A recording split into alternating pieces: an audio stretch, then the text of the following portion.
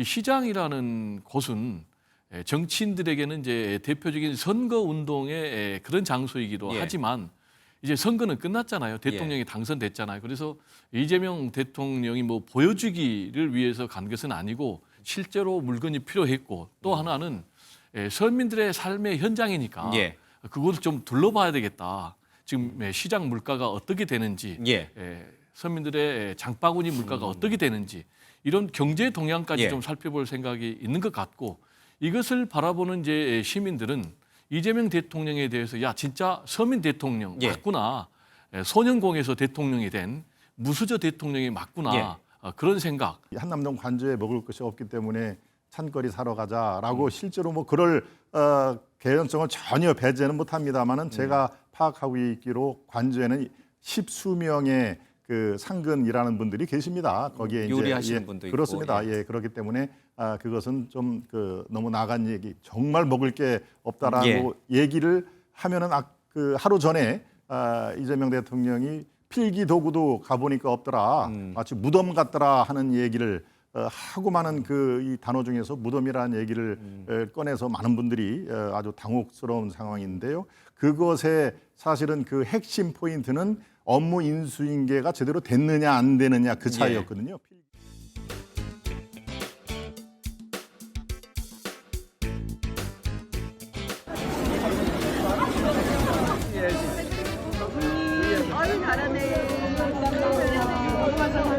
이재명 대통령과 김혜경 여사는 살구, 열무김치, 돼지고기, 찹쌀 도넛 등을 온누리 상품권과 현금 등으로 구매해 직접 가져온 장바구니에 담았습니다.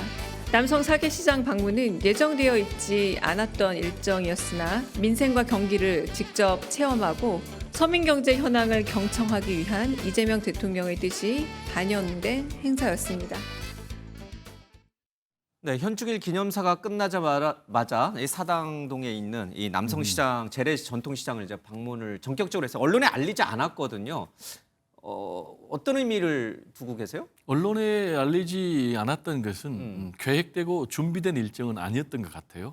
갑자기 이재명 대통령께서 제안을 했고 그 배경으로는 지금 한남동 감저에 머물기로 했는데 관저에 먹을 음식이 아무것도 없대요. 그래서 시장을 들를 수밖에 없는 그런 장보러 간 거다. 네, 실제로 장보러 가서 이제 비닐봉지 들었잖아요. 근데 과일도 좀 사시고 참쌀도 사시고 뭐 커피 반찬, 사시고. 반찬 뭐 가게도 들리고. 근데 저는 배우자 김혜경 여사랑 함께 들렸다는 이 모습이 굉장히 국민들 입장에서는 좋게 바라보지 않았을까 이렇게 생각이 되고 이 시장이라는 곳은 정치인들에게는 이제 대표적인 선거 운동의 그런 장소이기도 하지만 이제 선거는 끝났잖아요. 대통령이 당선됐잖아요. 그래서 이재명 대통령이 뭐 보여주기를 위해서 간 것은 아니고 실제로 물건이 필요했고 또 하나는 서민들의 삶의 현장이니까 그것을 좀 둘러봐야 되겠다. 지금 시장 물가가 어떻게 되는지, 서민들의 장바구니 물가가 어떻게 되는지 이런 경제 동향까지 좀 살펴볼 생각이 있는 것 같고 이것을 바라보는 이제 시민들은 이재명 대통령에 대해서 야 진짜 서민 대통령 맞구나, 소년공에서 대통령이 된 무수저 대통령이 맞구나 그런 생각. 그리고 두 번째로는 우리의 정말 평범한 삶을 챙겨줄 수 있겠다라는 이제 그런 기대감도 가졌을 것 같은데 이런 행보가 끝까지 좀 이어졌으면 하는 그런 바람입니다. 네, 어제 한남동 관저에서 주무셨잖아요. 네. 뭐 이제 아직 청와대로 가긴 좀 어렵고 인천 계양으로 또 가기에는 출퇴근 너무 그렇습니다. 번잡하고. 설마 정말 먹을 게 없었겠어요? 먹을 거는 뭐 언론 보도에 따르면 없었다고 그러고 보니까 한남동 관저의 전 주인은 윤석열 전 대통령 부부잖아요. 근데 그분들이 빠져버렸으니까 지금 업무 인수인계가 전혀 안 된다는 거 아니겠습니까? 그렇다면 그 부분도 인수인계가 안 됐으니까 저는 실제로 먹을 음식이 없었을 것이다. 누군가 마련하지 않았다면 없는 거니까 그렇게 생각합니다. 뭐 그러면 쌀도 사고 뭐 반찬도 나물 종류도 사고 그래야 되는데 어쨌든 그런 맥락도 있고 말씀하신 대로 서민들의 지금 살림살이가 어떤가, 정말 시장의 물가가 어느 정도이고 그런 게 사실은 이재명 대통령에게는 더 궁금했을 것 같아요. 네, 뭐 충분히 그럴 개연성이 있습니다. 시장, 남성시장은 뭐 저도 여러 번 가본 그 시장인데요. 그쪽 인근에서는 아주 대표적인 시장입니다만은 사실은 그 추념식이 끝나고 뭐 시간이 좀 남았으면 예. 시장 한번 가자라고 즉흥적으로 그렇게 할 리는 없습니다. 저도 언론 생활을 좀 한 편입니다만은 모든 것은 다 기획이 돼 있고요. 단지 언론에 미리 알리지 않는 것은 아마 보안 때문에. 문제가 있고요. 특히 이 보안에 신경을 지금 쓰는 이재명 대통령으로서는 또 이렇게 깜짝 그 예. 이벤트가 더 효과적으로 볼 수도 있는 얘기인데요.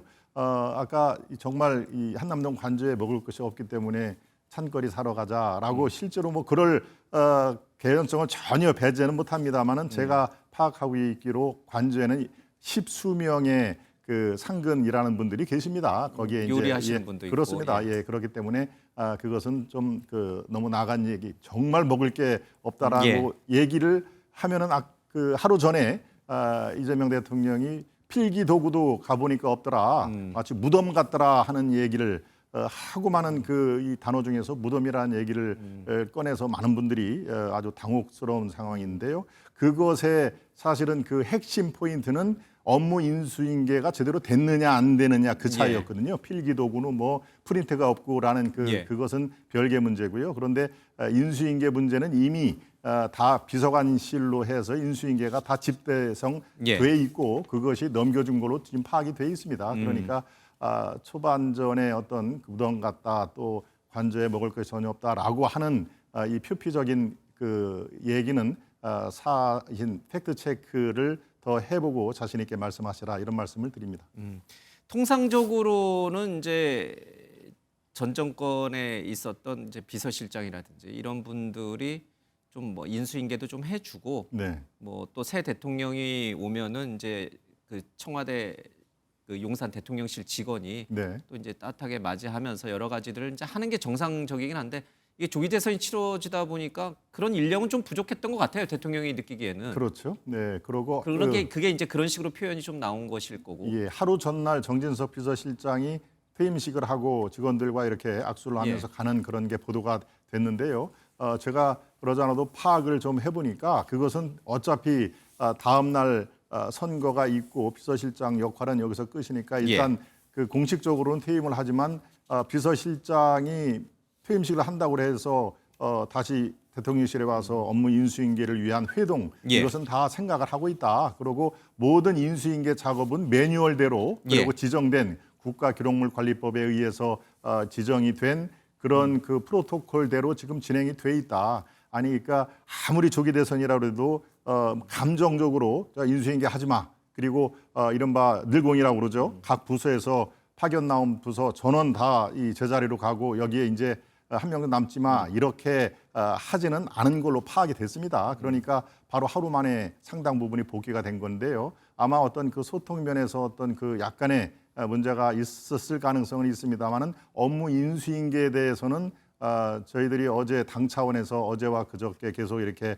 파악을 해봤는데 큰 문제 없이 진행되고 있다 이렇게 말씀드립니다. 알겠습니다. 이재명 대통령으로서는 용산 대통령실과 한남동 관저를 쓰는 것이 몹시 불편할 거예요, 그렇죠? 네, 저 같으면 불편하겠습니다. 예, 단 한순간도 있고 싶지 않은 공간일 수도 있지만 또 불필요하게 대통령이 움직일 경우에 거기에 따르는 경호 문제라든지 또 예산 문제라든지 돈 낭비 뭐 여러 가지가 있으니까 그래도 꾹 누르고 그 마음을 꾹 누르고 이제 대통령실과 관저를 이제 사용하시는 거란 말이에요.